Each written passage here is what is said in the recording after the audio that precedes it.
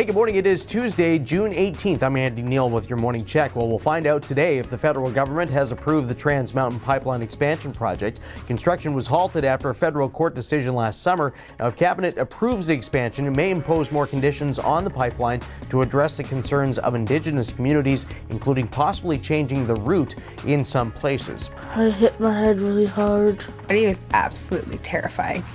We were surrounded by so many people there. 12-year-old Dominic Guzman of Port Alberni is at BC Children's Hospital in Vancouver after breaking his neck and vertebra in 4 places after jumping into the Somas River from a tree branch last Wednesday, an activity he and his friends do almost every day.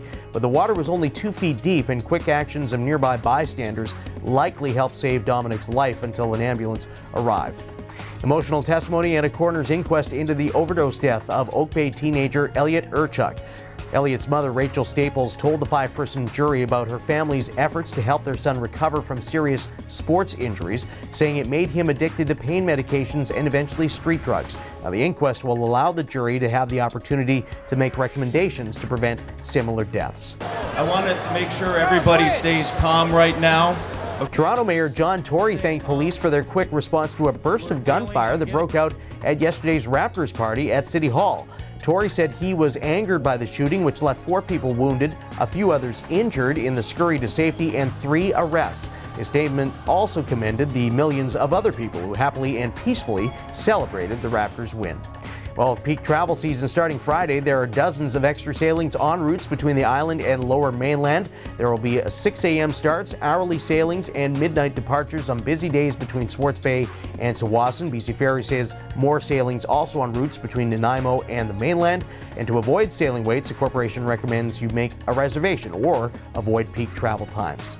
Now, the first steps of removing a big blue abandoned boat from Oak Bay yesterday, cold water divers were tasked with getting it to float with a 70,000-pound flotation underneath. It will be craned onto a barge and taken downtown, and the owner has 30 days to decide what to do with it before it is destroyed.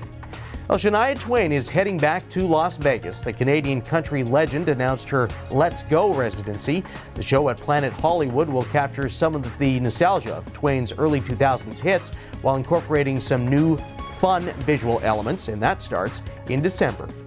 Well, a special night at Wilson's Group Stadium at Royal Athletic Park. The Victoria Harbour Cats welcomed back former pitcher Claire Eccles, and her number 8 jersey was retired. Eccles also threw out the ceremonial first pitch before the game.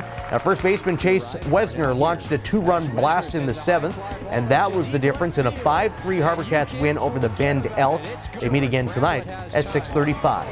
And if you're just the right fit, IKEA is offering to pay you to research happiness in Copenhagen. The company says the idea is to get an outside perspective on why Denmark is frequently rated as one of the world's happiest countries. Those interested are invited to upload a 1-minute video to apply. IKEA will pick a winner in mid-July. Well, a little more cloud expected in the forecast today, especially for the West Coast and Alberni region, but also a mix of sun and cloud today, and there are your Tuesday highs. Well, we always love to know where you're watching from, and don't forget to like and share the CHEK Facebook page. Stacey Ross will be with you with CHEK News at 5, and Tess Van Stratton will follow at 6 and 10. That's been your Morning Check. I'm Andy Neal.